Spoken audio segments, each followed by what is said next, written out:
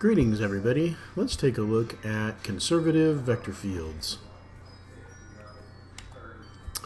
So a conservative vector field, for that we need a few definitions about curves in particular. And so a curve C is going to be closed if there's a parameterization R running between A and B such that R is a one-to-one function and R of A is equal to R of B. So basically what this means is that your starting point is equal to your ending point, and the curve can loop around and do whatever we need, whatever it wants to do, kind of in between, but the starting point is the ending point.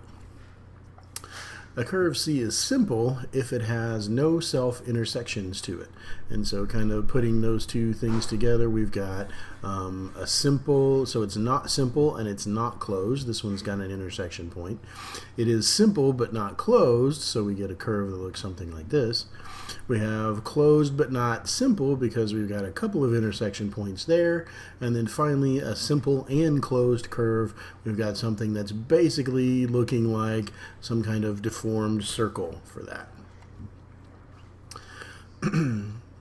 Now a region D is going to be path connected. Sometimes we just use the word connected, but we're really meaning path connected if for any 2 points in that region we've got a curve gamma parameterized from A to B into D such that the starting point is at P sub 1, the ending point is at P sub 2, and the entire curve itself is going to be contained in our region D.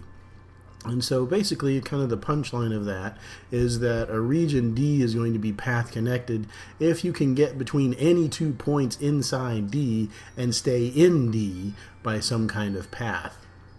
So an example of a region that's not going to be path connected, if we look at all xy pairs in the plane such that the absolute value of x is going to be greater than or equal to 2, well, everything to the right of 2 and everything to the left of negative 2 is going to be contained in that region D, but obviously that region comes apart as two separate regions there.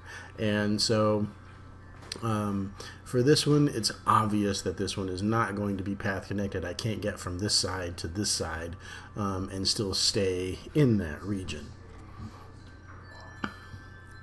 So another definition that may seem kind of strange and weird when we first kind of encounter it, but it will start to make sense when we put more and more pieces together as to why this is actually needed. Okay. So a region D is called simply connected if any simple closed curve inside D can be continuously contracted to a point while staying entirely inside D. So if we take this region here and it's the shaded part and I've kind of got this hole in the middle of this region, well, this region D is not going to be simply connected because it's got this hole in it. If we make a loop around that hole and then try to contract it down to just a single point, then I can't get around that hole. I can't somehow maneuver around it so I can get smaller than whatever that hole is. And so that makes this region not simply connected.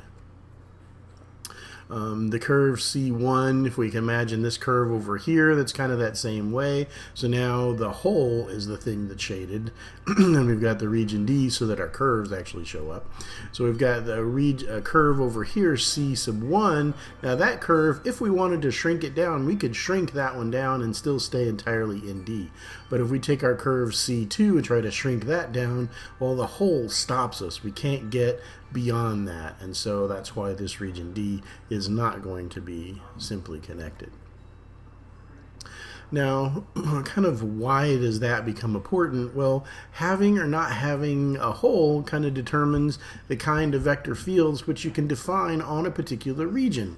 And so if we take a region D to maybe be the region between the circles of radius 1 and 2 in there, well, if I look at a particular vector field, I could define this vector field f being y over the square root of x squared minus y plus y squared minus 1 plus x over x squared plus y squared minus 1.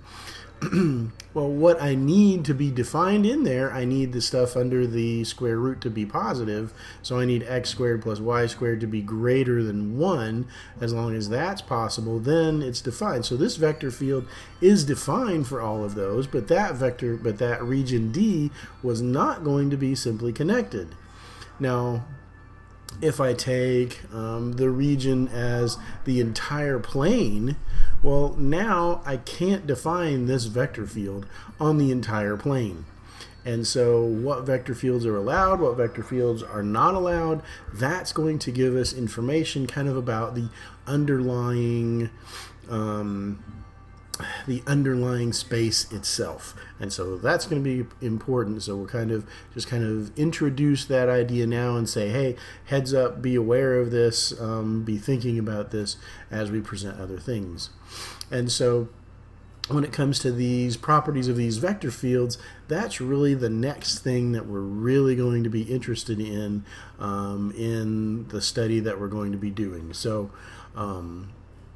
it kind of introduces a lot of definitions and things in this particular video, but this is probably a pretty good place to stop for this one.